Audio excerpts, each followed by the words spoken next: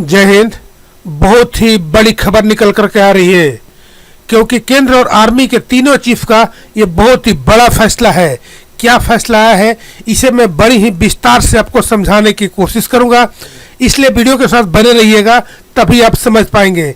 नहीं तो हो सकता है वो बातें आपसे छूट जाए जिसे जानना आपके लिए बहुत ही ज़रूरी है।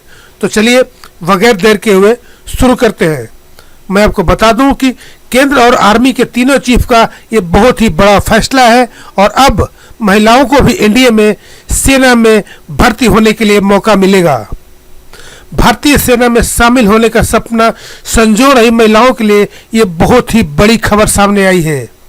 केंद्र सरकार ने सुप्रीम कोर्ट को इस बात की जानकारी दी है कि केंद्र सरकार और तीनों सेनाओं के चीफ इस बात के लिए राजी हो गए हैं कि महिलाओं को अब परमानेंट कमीशन में शामिल होने की अनुमति दी जाए।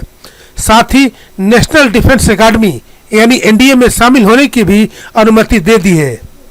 Additional solicitor general Aishwarya Bhati, मैं आपको फिर से बताता हूं कि additional solicitor general Aishwarya Bhati ने सुप्रीम कोर्ट को बताया है कि मेरे पास बहुत बड़ी जानकारी है।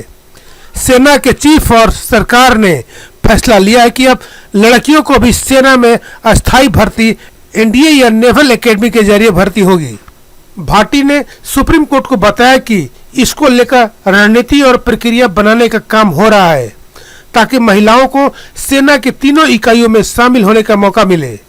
इस बाबत फैसला लिया गया है कि महिलाओं को एनडीए और नेवल एकेडमी के जरिए परमानेंट कमीशन में भर्ती दी जाएगी, जिस पर सुप्रीम कोर्ट ने कहा कि हम इस पर काफी लंबे समय से जज कर रहे थे।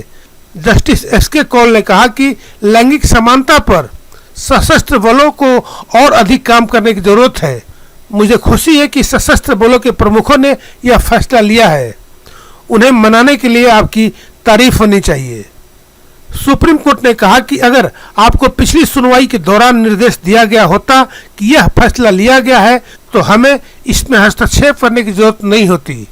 आपको इस बाबत शपथ पत्र दायर करना होगा कि आप इसके लिए क्या कदम उठा रहे हैं, भविष्य में आप इस दिशा में क्या कदम उठाएंगे और हमें आगे क्या आदेश देने की जरूरत है। तो ये यहाँ पर बहुत ही बड़ी खबर निकल करके आ रही है कि केंद्र सरकार ने सुप्रीम कोर्ट को इस बात की जानकारी दी है कि केंद्र सरकार और तीनों सेनाओं के चीफ इस बात के लिए राजी हो गए हैं कि महिलाओं को अब परमानेंट कमीशन में शामिल होने की अनुमति दी जाएगी।